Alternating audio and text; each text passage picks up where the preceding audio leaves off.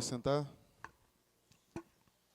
E vamos, nesse momento, abrir a palavra de Deus para a nossa meditação nessa noite. No último capítulo do profeta Isaías, Isaías, capítulo de número 66. Livro do profeta Isaías, capítulo de número 66. Vamos ler do versículo 1 até o versículo de número 9.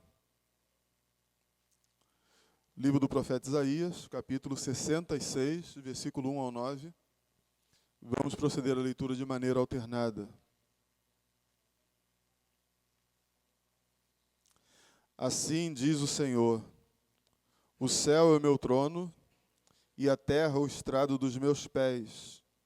Que casa me edificarás vós? E qual é o lugar do meu repouso?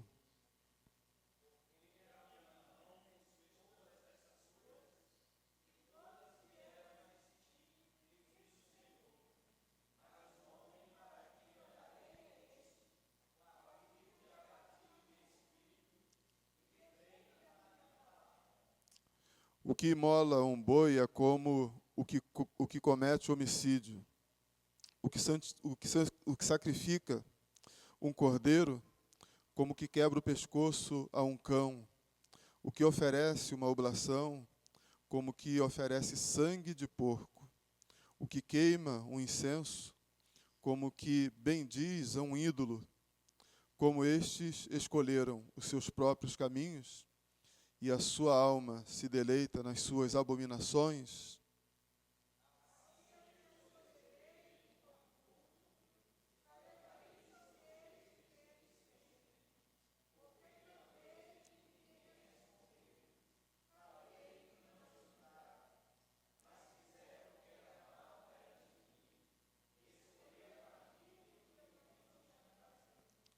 Ouvi a palavra do Senhor, vós os que temeis, vossos irmãos que vos aborrecem e que para longe vos lançam por causa do vosso amor ao meu nome, e que dizem: mostre o Senhor a sua glória, para que vejamos a vossa alegria. Esses serão confundidos.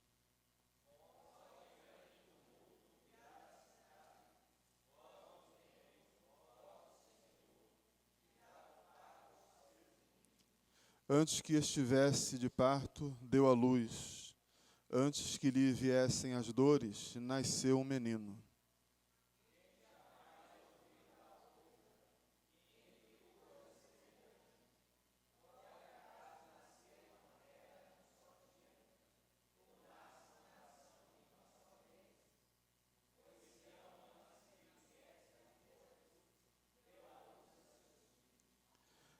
Acaso farei eu abrir a madre e não farei nascer?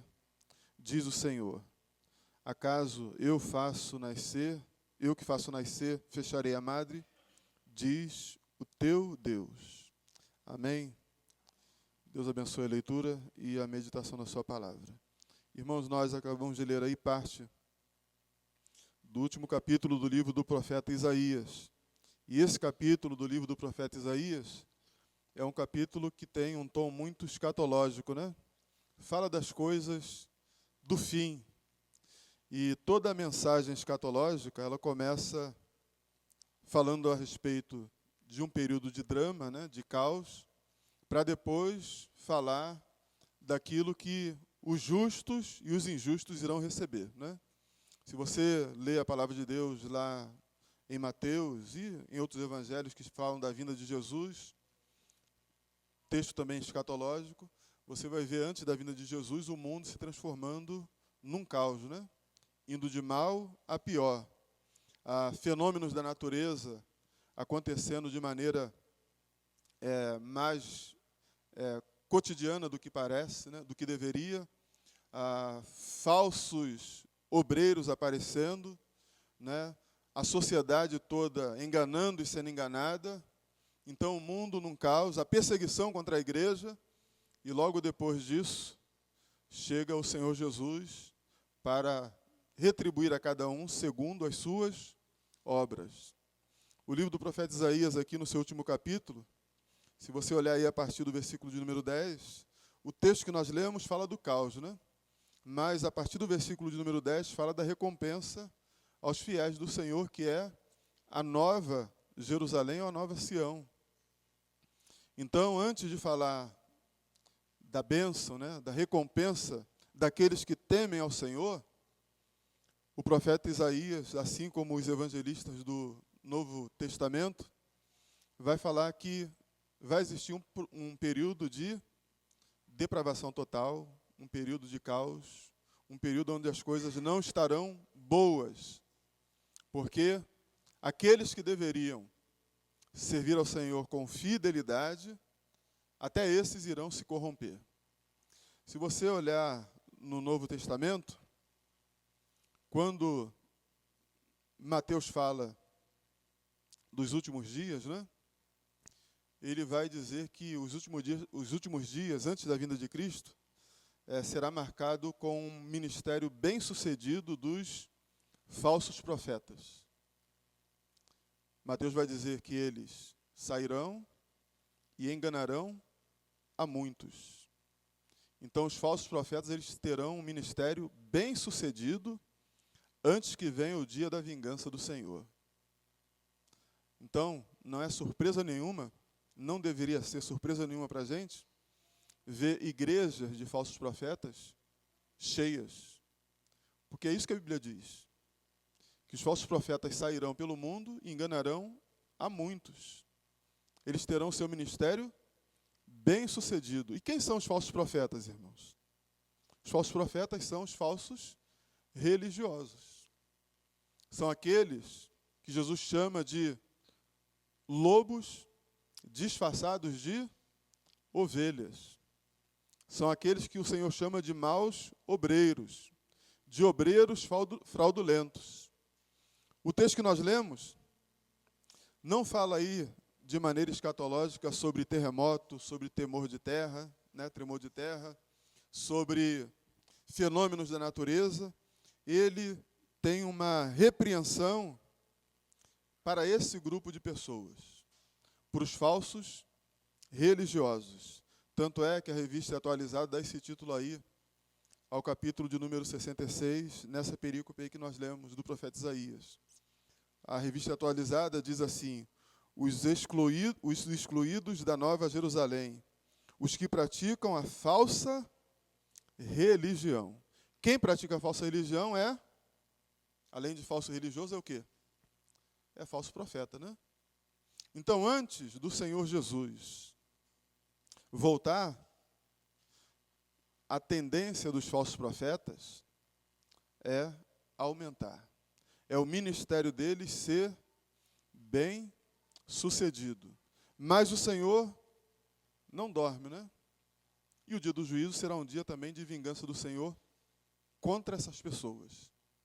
O texto que nós acabamos de ler nos fala algumas características desses falsos religiosos que existiam no tempo do profeta Isaías e ainda existem no nosso tempo. Quais são as características do falso religioso? Diferente do verdadeiro adorador, o falso religioso ele tem algumas características negativas, né? E a gente pode encontrar aí nesse texto aí que nós lemos. E a primeira característica, irmãos, é que todo falso religioso, ele apresenta Deus como um Deus que depende dele. Todo falso religioso apresenta Deus como se Deus dependesse dele para alguma coisa. O profeta Isaías, falando em nome de Deus, abre essa perícope dizendo o seguinte: assim diz o Senhor, o céu é o meu trono, e a terra o estrado dos meus pés. Que casa me edificareis vós? E qual é o lugar do meu repouso? Versículo 2, no começo diz: porque a minha mão fez todas essas coisas, e todas vieram a existir, diz o Senhor. Todo falso profeta prega e ensina que Deus depende dele ou do seu rebanho para alguma coisa. Você pode reparar, falso profeta de vez em quando, prega que Deus precisa do nosso dízimo. Falso profeta prega que Deus precisa do nosso templo. Falso profeta, de vez em quando, prega que Deus precisa do nosso voto. E Deus, irmãos, não precisa de nada disso. Tudo isso nós fazemos por causa do privilégio que Deus nos dá. Mas a mensagem marcante dos falsos profetas e dos falsos religiosos é essa. Dá alguma coisa para Deus que Deus te dá de volta. Isso é rebaixar Deus a ídolos. Isso é rebaixar Deus aos orixás. Isso é rebaixar Deus a deuses pagãos. O Deus que criou os céus e a terra não depende de nada e de ninguém. Ele, quando chama alguém para servi-lo, ele faz isso para privilegiar a pessoa. Por isso que para nós é motivo de honra servir a Deus. Por isso que para nós servir a Deus é graça, é misericórdia. Você acha que Deus precisa da nossa adoração? Acha que Deus sofre crise de abstinência se você não adorá-lo? Deus não depende de nada. Ele é adorado por seres melhores do que nós, mais perfeito do que nós. Ele é adorado por anjo. Ele também não depende da adoração de anjo. Ele não depende da adoração dos 24 anciãos. Porque Deus, ele não tem problema de depressão. Deus, ele não tem problema de opressão. Deus não depende de nada que venha da nossa mão. Tudo que nós damos a ele é dele. Davi disse: tudo que nós entregamos ao Senhor é do Senhor, e da tua mão nós tomamos e entregamos. Então, os falsos profetas têm seduzido muita gente, mostrando um Deus que depende deles. Um Deus que, se você não fizer, ele fica irado porque ele precisa disso. E Deus, irmãos, não precisa de nada. Nós somos chamados para sermos seus adoradores, somos chamados por ele para obedecê-los, mas não é para o bem dele, é para o nosso bem. É para o nosso prazer e para a nossa satisfação. Na presença dele, a plenitude de alegria, e nós valorizamos isso, não porque ele precisa, mas porque nós precisamos. Então, o profeta Isaías vai deixar isso aí bem claro. Lembrando que essa palavra é dirigida a falsos religiosos. Por quê? Porque os falsos religiosos pensam que Deus depende do templo, do tempo. Deus, ele carece de coisas. E a Bíblia nos apresenta o nosso Deus e Pai de nosso Senhor Jesus Cristo como um Deus que não depende de nada e de ninguém. Ele é o Deus soberano. Amém, queridos? Mas existe uma outra verdade nesse texto a respeito dos falsos religiosos ou dos falsos profetas. Outra realidade que Isaías nos apresenta sobre esses homens é que tudo aquilo que esses homens fazem, por mais liturgicamente perfeito que eles façam, Deus vê com maus olhos. Tudo aquilo que eles fazem, liturgicamente perfeito aos olhos dos homens, Deus sempre encara com maus olhos. Veja o que diz aí o versículo de número 3. Diz assim: o que imola um boi é como o que comete homicídio. O que sacrifica um cordeiro, como o que quebra o pescoço a um cão. O que oferece uma oblação, como o que oferece sangue de porco. O que queima um incenso, como o que bendiz a um ídolo. Como esses escolheram seus próprios caminhos, e a sua alma se deleita nas suas abominações, assim eu lhes escolherei o infortúnio. Olha só o que Deus diz. O que Deus está dizendo aqui no versículo de número 3?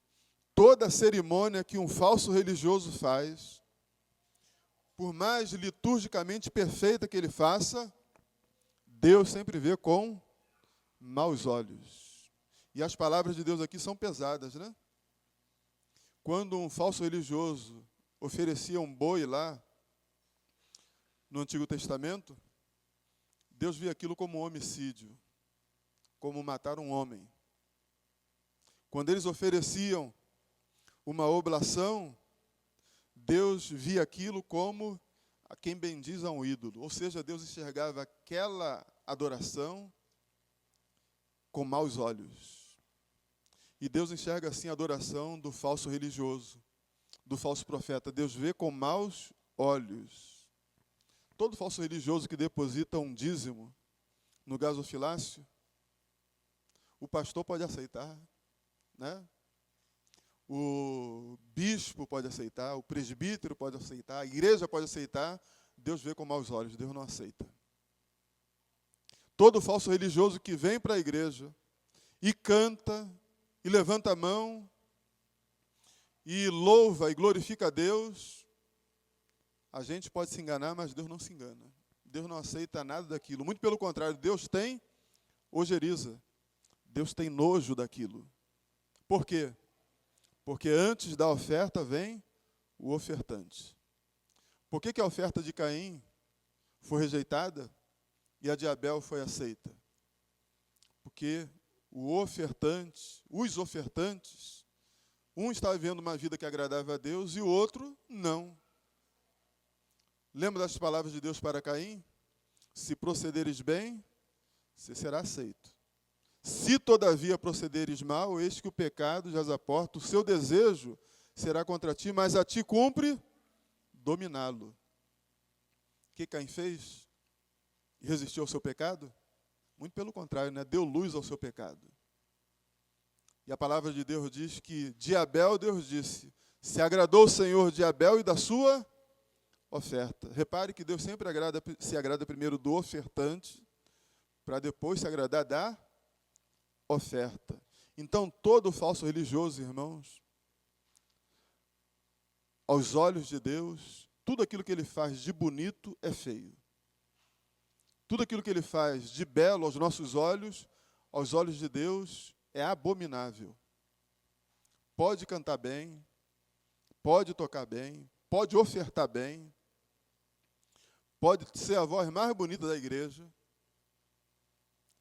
pode ser o cara mais, aparentemente, né, mais decente da igreja. Deus olha o coração e vê que aquilo é sepulcro caiado. Não tem nada de verdade ali. Por isso, o versículo 3 diz que Deus olhava com maus olhos aquela liturgia. A liturgia estava perfeita. Era boi mesmo que tinha que ser oferecido, né? Era cordeiro mesmo que tinha que ser oferecido. Era oblação mesmo que tinha que ser oferecida, mas Deus olhava aquilo com maus olhos. Por quê? Porque quem estava ofertando não estava com a sua vida correta diante do Senhor. Então, tudo que o falso religioso faz, tudo que o falso adorador faz, Deus encara com maus olhos. Mas existe uma outra característica do falso adorador e que explica, do falso religioso e que explica por que Deus encara esses homens, né, como abomináveis diante dele. O versículo 4 explica. Diz assim o versículo de número 4. Assim eu lhes escolherei o infortúnio e farei vir sobre eles o que eles temem, porque clamei e ninguém respondeu, falei e não escutaram, mas fizeram o que era mal perante mim e escolheram aquilo que eu não tinha prazer. Por que Deus abomina os falsos religiosos, os falsos profetas? Porque os falsos profetas são grupos de pessoas que não dão a devida atenção aos alertas de Deus. A palavra e os alertas de Deus entram no ouvido e saem no outro, quando se trata de falsos religiosos, quando se trata de falsos profetas. O texto diz aí que Deus clamou e ninguém respondeu. Deus falou e eles não escutaram. Pelo contrário, eles escolheram aquilo que Deus não tinha prazer. E o que Deus não tem prazer? Deus não tem prazer numa vida hipócrita. Deus não tem prazer em as pessoas dizerem que o seu coração é dominado por Ele, mas na hora de viver, viver segundo o seu próprio coração. Então, esses homens aqui eram homens abomináveis diante do Senhor, porque não ouviam e não davam a devida atenção aos alertas de Deus. Irmãos, Deus sempre alerta antes de enviar o juízo. Isso aqui é uma regra bíblica. Deus nunca envia o juízo sem antes alertar, até com os falsos profetas. Deus faz isso porque Deus é justo. Mas aqui os homens não deram ouvidos aos alertas de Deus. E por causa disso sofreram a penalidade. Qual é a penalidade? Não entrar na Nova Sião, na Nova Jerusalém. Então, muito cuidado, porque Deus sempre alerta antes de enviar o juízo. Quando Deus matou lá Ananias e Safira, em Atos 5, lembra lá? Atos 5. Quando Pedro diz, vendesse aquele campo por tanto, o que Pedro queria ouvir? Uma confissão, né? Não, não foi por tanto não. Nós pecamos, me perdoa, não vai acontecer mais. Se fizessem isso, o que aconteceria? Nada. Né? Mas aí Ananias mentiu, afirmou a mentira. E o que aconteceu com ele? Veio juízo, morreu. E se você olhar lá em Atos, capítulo de número 5, 3 horas depois, Safira entra no mesmo lugar e encara a mesma pessoa. 3 horas depois. 3 horas depois é tempo suficiente para botar a mão na consciência? Hein? Não é tempo suficiente para pensar, meu Deus, que besteira que eu fiz, né? Mas 3 horas depois ela entra e Pedro faz a mesma pergunta. E o que ela disse? Não, meu marido está certo. Foi isso mesmo que aconteceu. Teve o mesmo fim do marido.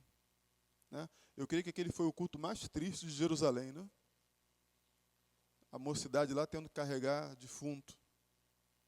Mas a palavra de Deus diz que eles foram alertados.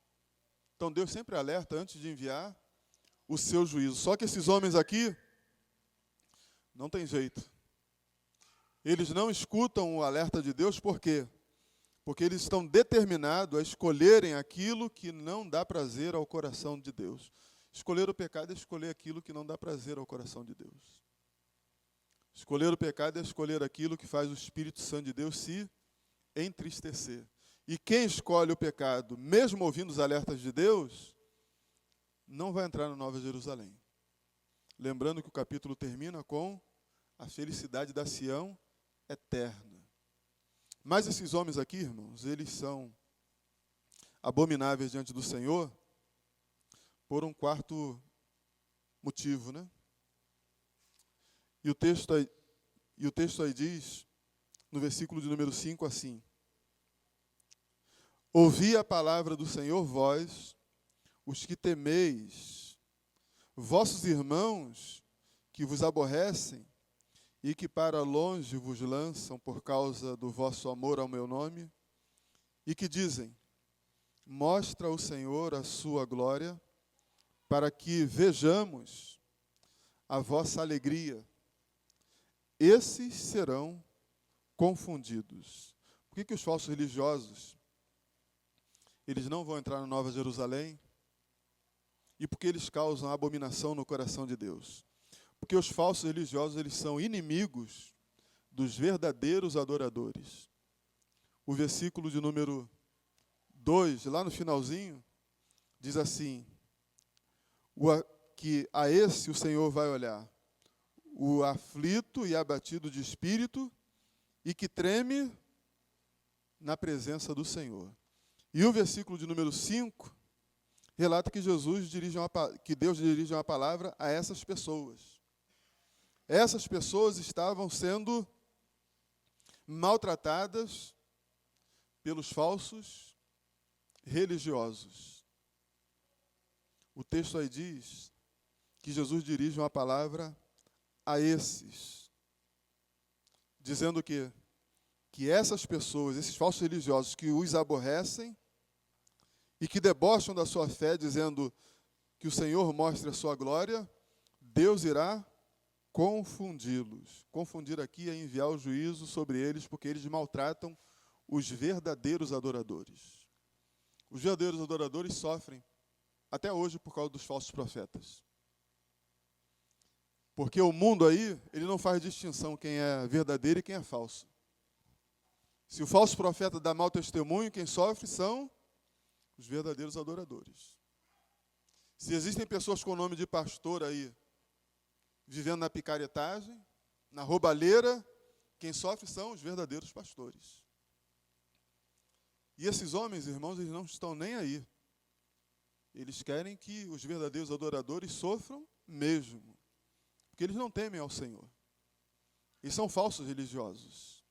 Mas a palavra de Deus diz que um dia eles serão confundidos. Em outras palavras, o juízo de Deus virá sobre eles. Isaías aí, no decorrer do versículo, vai falar, né, que o juízo virá sobre eles de maneira repentina. De maneira tão repentina, né? Isaías vai dizer assim, no versículo 8, quem jamais ouviu tal coisa? Quem ouviu coisa semelhante? Pode acaso nascer uma terra num só dia? Ou nascer uma cidade de uma só vez? Pois Sião, antes que lhe viesse as dores, deu à luz a filhos. Isaías aqui está querendo dizer que o juízo que vem sobre esses homens vai ser rápido. Não vai o quê? Tardar. Ou seja, Deus vai pegar essas pessoas de qualquer jeito, sem escapatória. Por quê? Porque eles colocam em xeque o testemunho dos verdadeiros adoradores. Por causa dos falsos religiosos, os verdadeiros adoradores sofrem. Lembrando que os verdadeiros adoradores fazem parte da verdadeira igreja, né?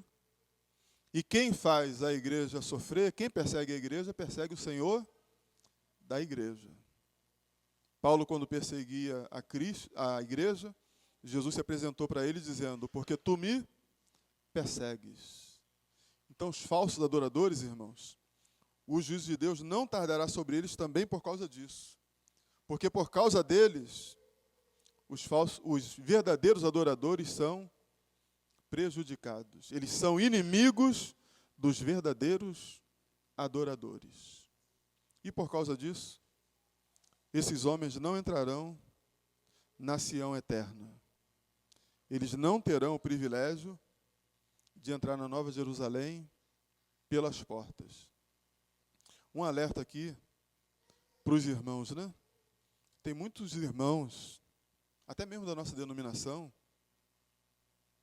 que ligam as suas TVs, as suas televisões, né, em programas de verdadeiros falsos religiosos, né?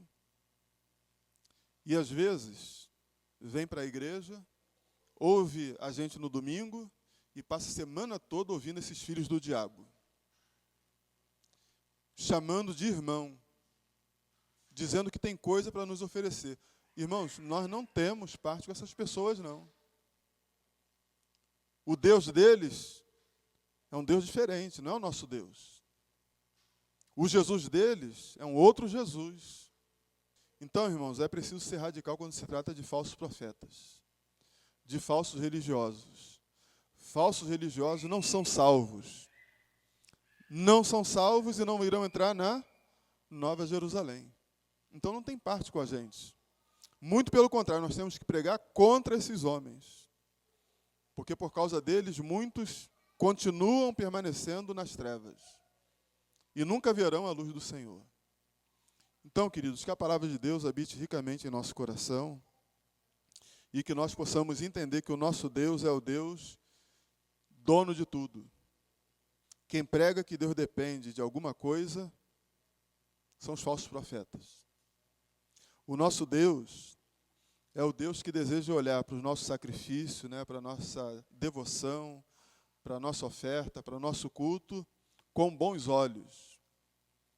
Ele não olha assim para o culto, para a devocional dos falsos profetas. Que nós possamos entender que o nosso Deus é o Deus que nos alerta. E nós, diferente dos falsos profetas, damos ouvidos aos alertas de Deus. E que nós possamos entender que falsos profetas não são irmãos. Eles são pessoas que são inimigos dos verdadeiros adoradores. E por causa deles, os verdadeiros adoradores são taxados também como falsos profetas. Que a palavra de Deus habite ricamente em nosso coração.